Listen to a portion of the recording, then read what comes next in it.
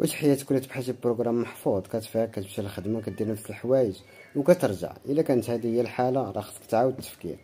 اليوم غادي ندويو على واحد القانون خطير، 240 قانون القوه. قانون 17 خليك ديما لو. قانون 17 ببساطه كيقول لك ما تخليش الناس يتوقعوا الخطوه الجايه ديالك. علاش؟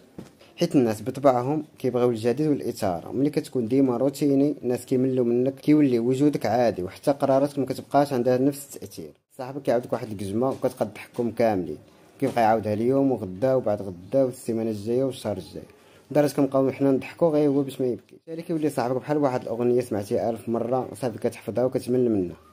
ولكن ملي كتبدا تلعب على الوتر المفاجاه هنا كتولي انت هو الحدث. كل واحد كيقول واو هاد السيد ما كيتفهمليش، وكيولي الاهتمام بك في اقصى درجه.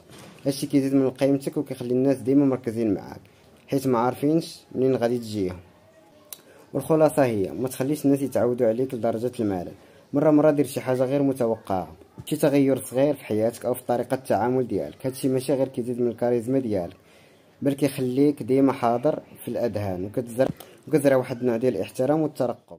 ودابا تقولوا لي واش مستعدين تخرجوا من داك الروتين ديالك وتبدا تصدم الناس بشويه بشويه؟ وكيفاش ناوي تطبق هذا القانون هذا؟